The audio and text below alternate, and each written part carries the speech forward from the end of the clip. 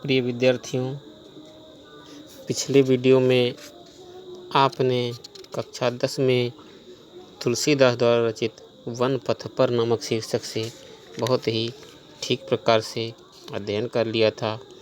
उम्मीद करता हूँ कि आपने अच्छी तैयारी की होगी और उसके ठीक आगे बढ़ते हुए हम रसखान के जो सवैये नामक शीर्षक से उन्होंने रचना की है वह हम सब लोग पढ़ना प्रारंभ करते हैं। आप जीवन परिचय तैयार कर लेंगे, आपको ग्रुप पर निर्देश दिया जाएगा और आइए सवैये नामक शीर्षक से जो रसखान जी द्वारा रचित है हम उससे पढ़ाई प्रारंभ करते हैं। ठीक से समझते रहिए। पुस्तक यदि सामने है तो रखिए, बहुत ही अच्छा रहेगा। तो शुरू करते हैं। सबसे पहले प्रस्तावना स्वरूप सवैये की प्रस्तावना स्वरूप देखेंगे। रसखान जी जो हैं ईश्वर के सगुण रूप को अपनाने वाले माने जाते हैं। उन्होंने विभिन्न योनियों में जन्म लेकर के भी अपने आराध्य देव श्री कृष्ण की निकटता पाने की इच्छा व्यक्त की है कि यदि मैं कहने का तात्पर्य यह है कि मैं यदि मेरे अन्य भी जन्म हों तब भी मैं भगवान श्री कृष्ण के चरणों के निकट रहूं, ऐसी कामना की है, जिसका वर्णन इन्हीं पदों में मिलेगा। आइए और प्रस्तुत सवैये में भी श्री कृष्ण के बाल सौंदर्य, मुरली प्रेम और गोपियों के अनन्य प्रेम को प्रकट किया है। जो भी रचनाएं रही हैं उनमें उक्त सारी बातें बहुत ही मार्मिक ढंग से बताई है। चलिए शुरू करते हैं।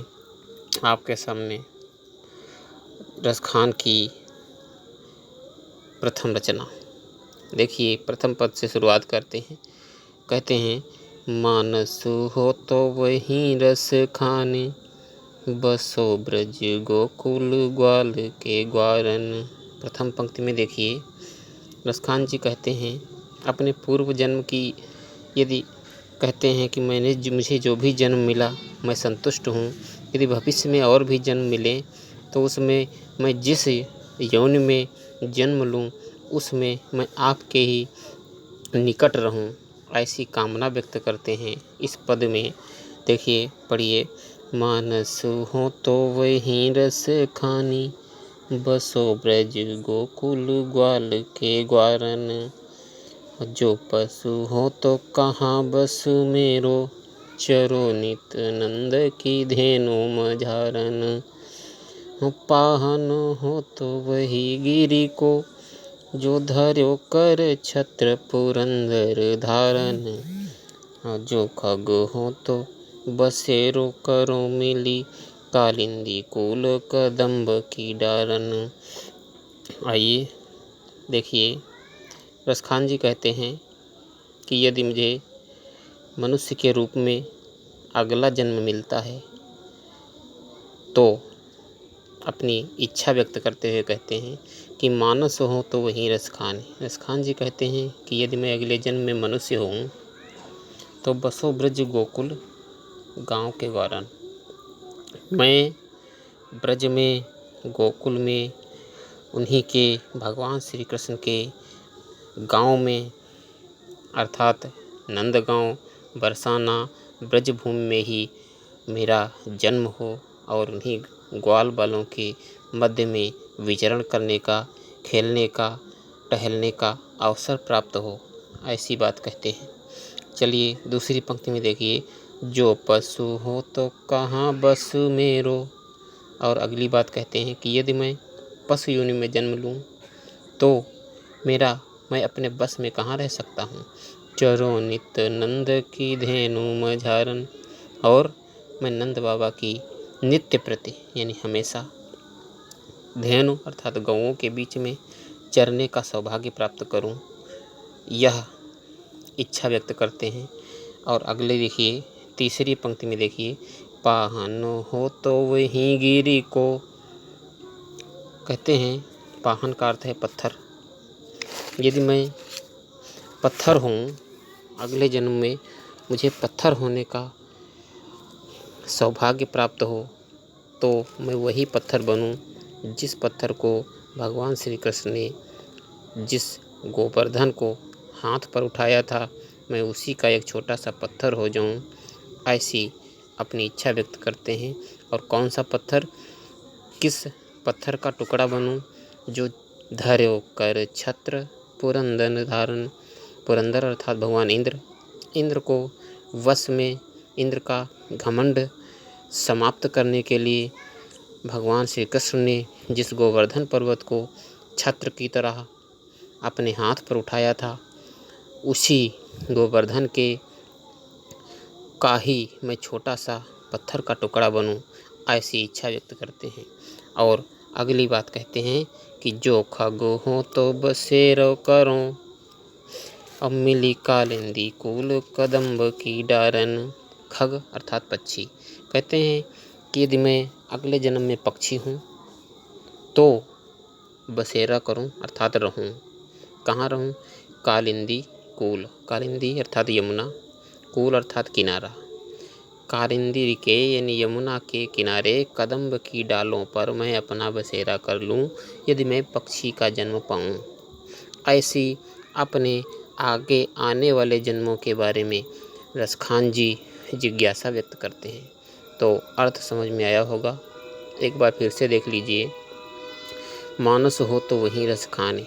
रसखान जी कहते हैं कि यदि मैं मनुष्य का जन्म पाऊँ तो बसों ब्रज गोकुल गांव के ग्वालन, मैं ब्रज में गोकुल के गांवों के ग्वालों के बीच में ही बसूं, या फिर गांव में ग्वालों के बीच में ही रहने का अवसर प्राप्त करूं, ऐसी इच्छा व्यक्त करते हैं। जो पशु हूँ तो कहाँ बस मेरो, यदि मैं पशु हूँ अर्थात पशु योनि में जन्म मिले तो मैं नंद बाबा की गौओं में नित्य प्रति चरने का सौभाग्य प्राप्त करूं।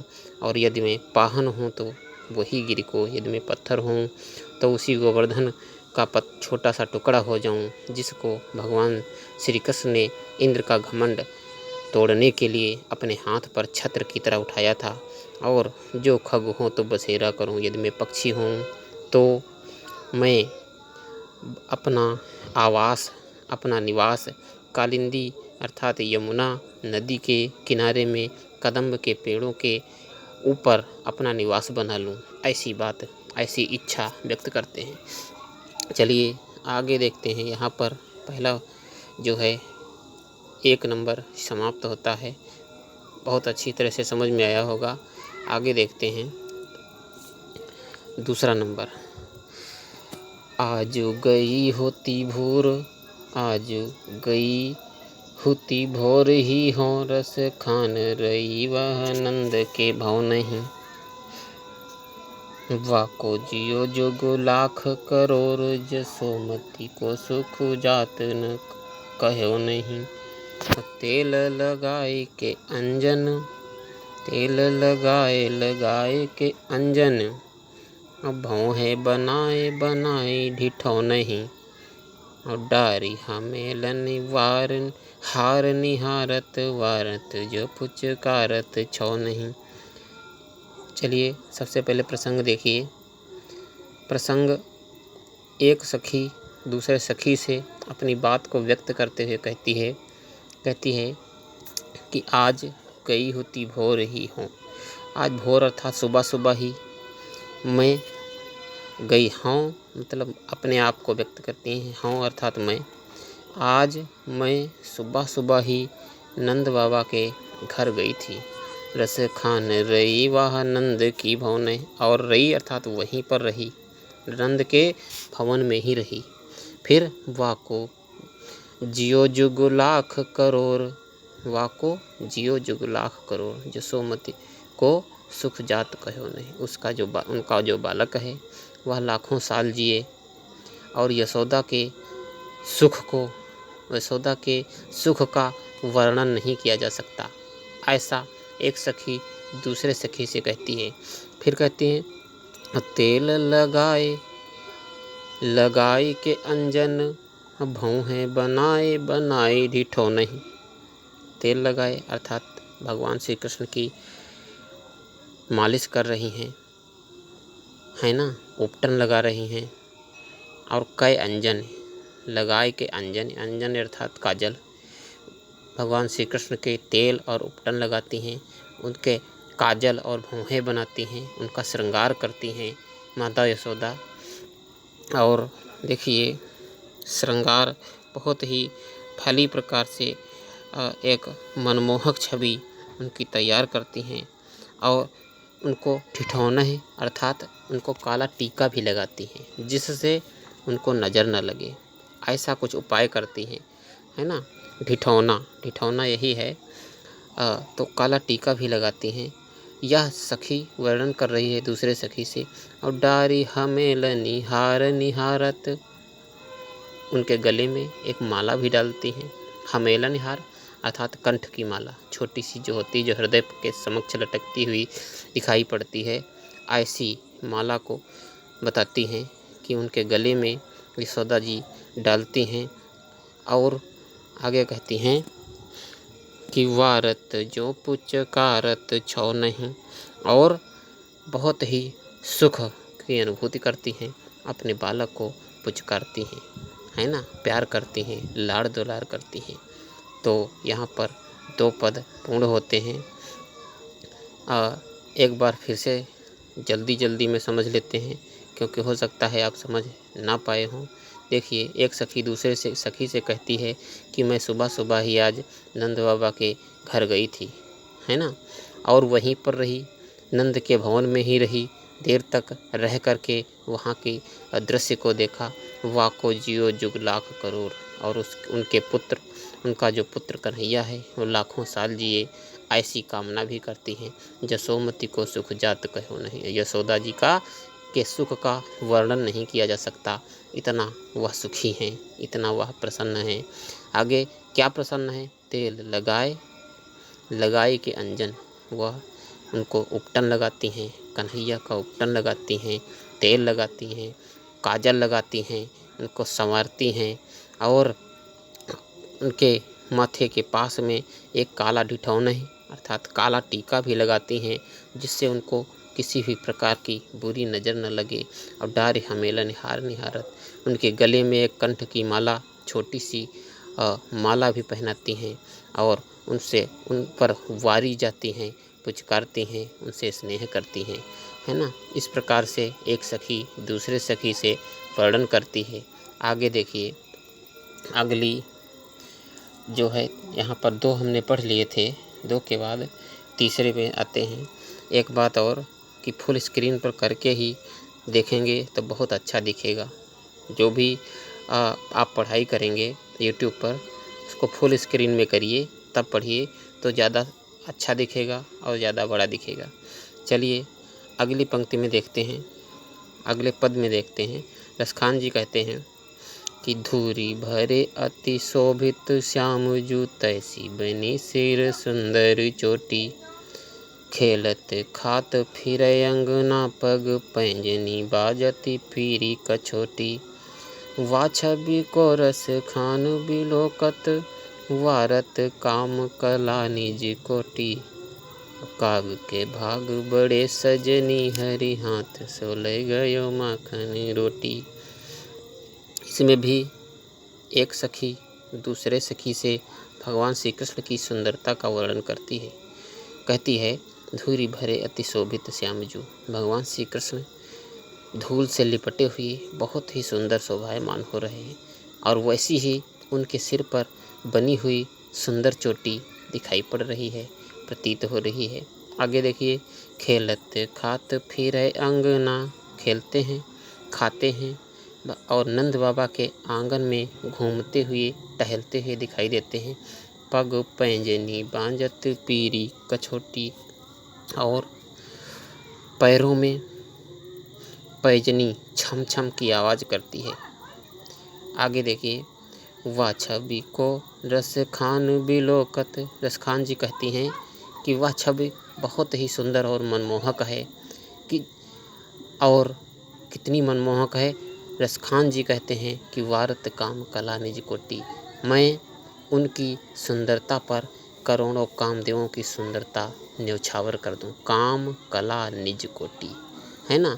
वो अपने विचारों को व्यक्त करते हुए कहते हैं कि मैं सैकड़ों कामदेवों की, करोड़ों कामदेवों की सुंदरता को भगवान श्री कृष्ण की सुंदरता पर वार दूं। ठीक है। और देखिए सखी आगे कहती है काग के भाग बड़े सजनी हरि हाथ सोले गयो माखन रोटी। उस कौवे के भाग्य, बहुत ही वह कौवा भाग्यशाली रहा होगा। एक सजनी अर्थात सखी है, सखी वह कौवा तो बहुत ही भाग्यशाली रहा होगा जिसने कन्हैया के हाथ से माखन से चुपड़ी हुई रोटी छीन कर ले जाता है। वह कौवा वास्तव में बहुत ही भाग्यशाली रहा होगा। तो इस प्रकार से यह क्रम संख्या 3 समाप्त होता है। क्रम संख्या 3 समाप्त होता है। आइए 4 नंबर में हम देखते हैं। इसमें भी एक सखी दूसरे सखी से अपनी बात को बताती है। कहती है कि भगवान कृष्ण यहाँ पर आए और आकर के वापस गए, जो लीला खेल के गए, हम दिन प्रति हमारे हृदय को चुरा करके ले गए। अब मुझे चैन नहीं आता, है ना। देखिए, जा दिन ते वाह नंद को छोहरा, या बन धेनु चराई गयो है, अमोहिनी ताननी गोधन गावत, बेनु बजाए रिझाए गयो है। वा दिन सो कछु टोना सो कहे, रस खानी ही में समाए गयो है, को न काहू की कानी करे, सिगरो ब्रज वीर बिकाए गयो है। आइए ध्यान से देखते हैं। एक सखी दूसरे सखी से कहती है जा दिन ते वह नंद का छोहरा, वह नंद बाबा का छोरा अर्थात भगवान श्री कृष्ण जिस दिन से यहाँ या वन धेनु चराए गए, इस वन में धेनु अर्थात गौओं को चरा गए हैं, चराने आए थे और चरा करके गौओं को चुना करके चरा करके वापस चले गए हैं। और आगे देखिए, मोहिनी तानन गोधन गावत, अपनी मोहिनी तान से मुरली के स्वर पर गोधन अर्थात ब्रज में गाया जाने वाला एक प्रकार का गीत है ना, उसी की ओर संकेत किया गया है। मोहिनी ताननी गोधन गावत, अपनी मोहिनी तान से गोधन यानी ब्रज के गीतों को गा करके बेनु बजाए रिझाए गयो है, और अपनी जो मुरली है उसको बजा करके हम सबको रिझा गया है, हम सबको अपनी ओर आकर्षित कर गया है।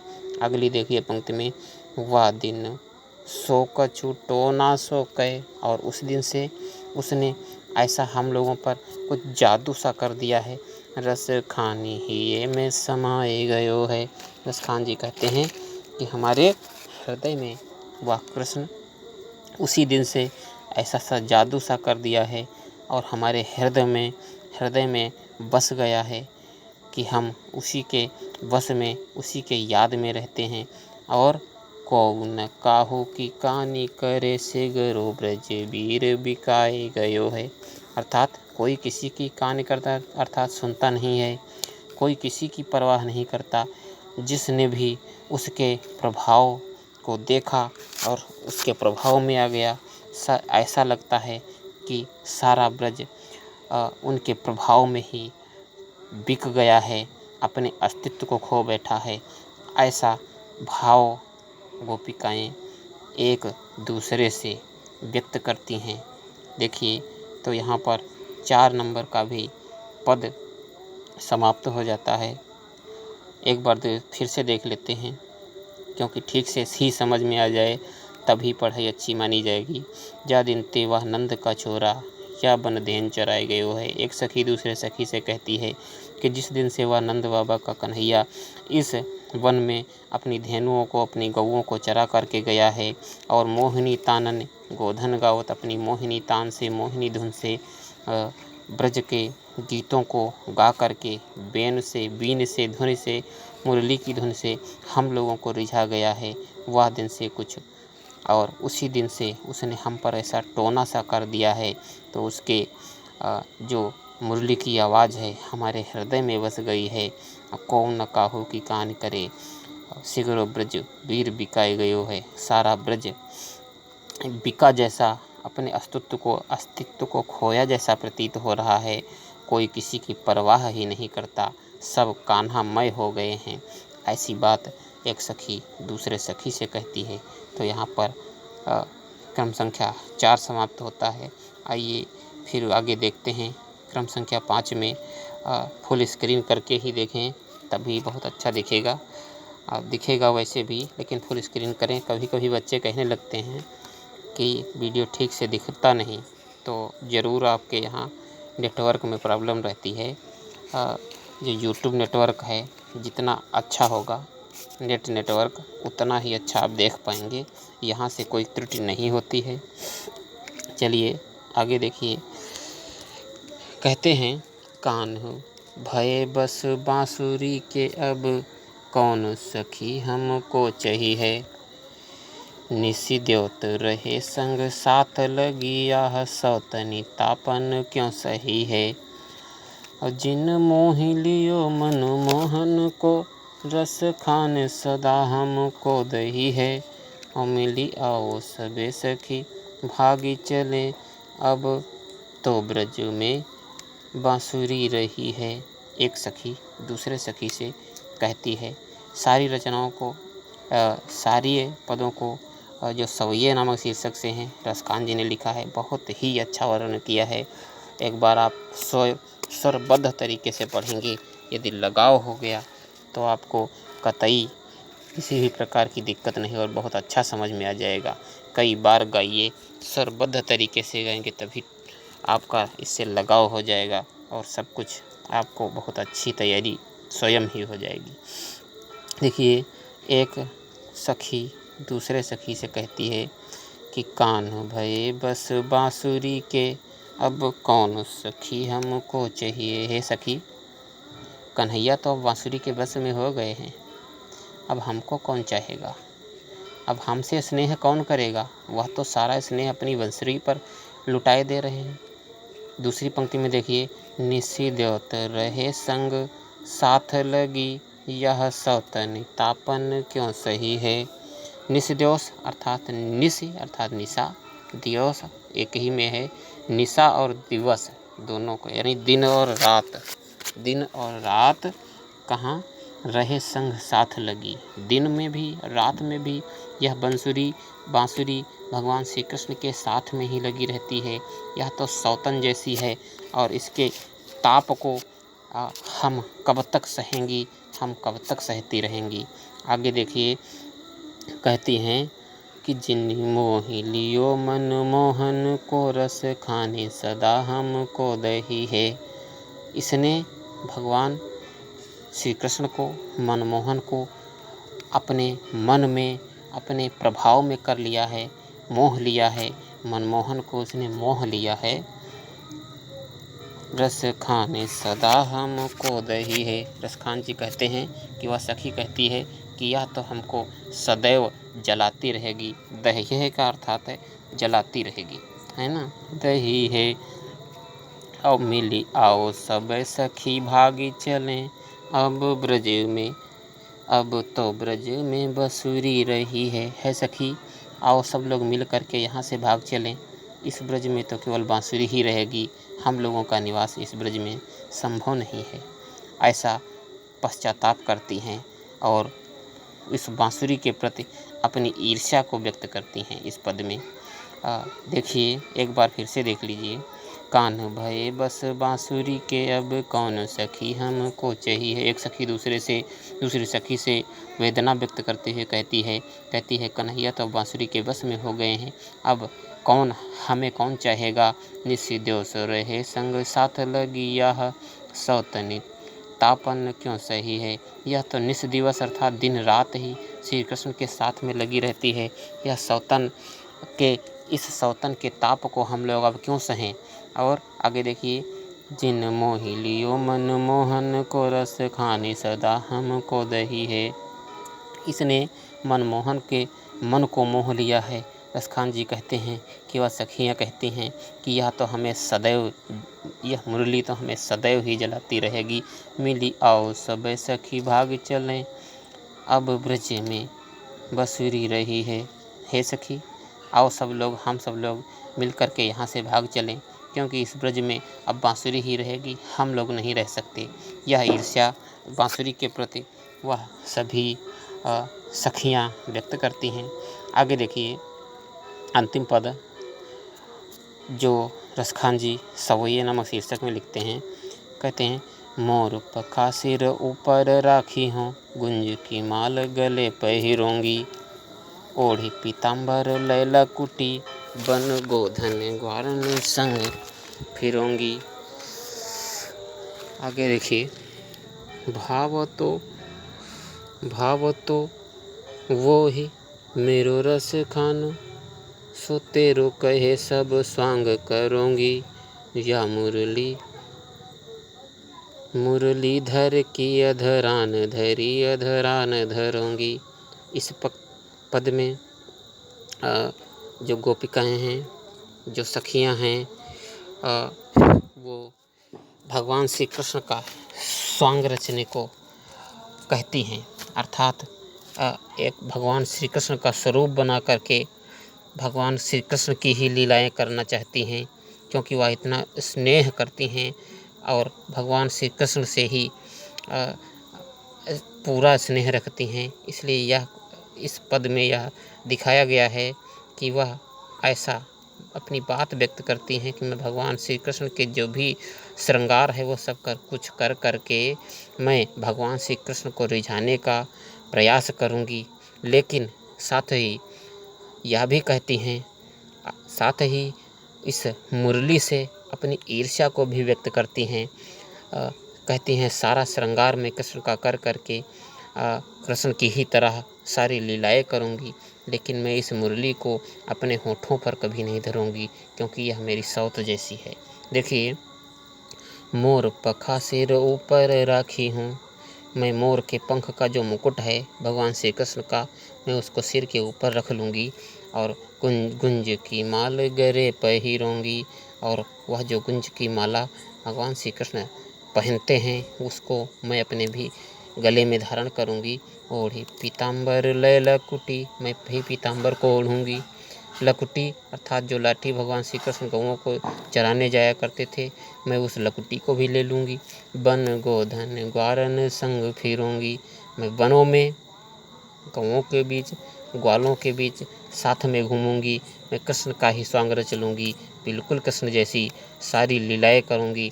भाव तो वो ही मेरो रस खाने, रसखान जी कहते हैं कि वह सखी कहती हैं मुझे कृष्ण भाता है, मैं इसलिए सो तेरे कहे सब स्वांग करूँगी, मैं सारा ही वैसा ही स्वरूप बनाऊँगी, क्योंकि मुझे वही अच्छा लगता है।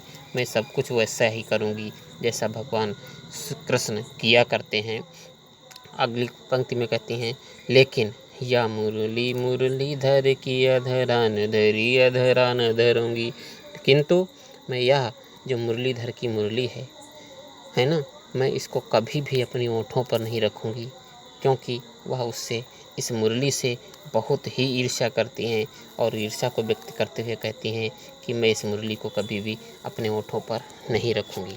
ठीक है, ध्यान से देखिए, एक बार फिर से देख लीजिए। मोर पखा सिर ऊपर राखी हूँ, गुंजे की माल गले पहिरोंगी। एक सखी दूसरे सखी से सखियाँ, सारी सखियाँ हैं, आपस में बातें करती हैं। कहती हैं, मैं मोर का पंख जो कृष्ण लगाते हैं अपने सिर पर रख लूँगी, गुंज की माला अपने गले में पहन लूँगी जो कृष्ण पहना करते हैं। ओढ़ पीताम्बर लय लकुटी, मैं पीताम्बर को ओढ़ूँगी, है ना, और वह लकुटी जो कृष्ण लेकर के घूमते हैं मैं भी घूमूंगी ग्वालों के बीच, है ना। गोधन ग्वारन संग फिरूंगी, ग्वालों के साथ में इधर उधर घूमूंगी फिरूंगी। भाव तो वो ही मेरो रस खान, रसखान जी कहते हैं कि गोपियाँ कहती हैं कि मुझे वह भाता है, मैं उसको अपना सर्वस्व मानती हूँ, इसलिए मैं वह सारे स्वांग रचूंगी, वह सारे ढोंग जिस प्रकार से वो किया करते हैं मैं सारे सॉन्ग करूँगी, लेकिन मैं इस मुरलीधर की जो मुरली है यह मेरी शौक है, मैं इससे ईर्ष्या करती हूँ, इसलिए मैं इस मुरली को अपने ओठों पर कभी नहीं रखूँगी। ठीक है, यहाँ पर जो 6 नंबर का पद वह समाप्त होता है। आप लोग ठीक प्रकार से पढ़िए, एक बार में समझ में नहीं आता है तो वीडियो को दूसरे बार भी देखिए, तीसरी बार भी देखिए। संबंधित अभ्यास कार्य आपको ग्रुप पर दिया जाएगा, पढ़ते रहिए। ठीक है, यही बातों शुभकामनाओं के साथ समाप्त करते हैं आज का वीडियो। फिर मिलेंगे एक नए वीडियो के साथ। धन्यवाद।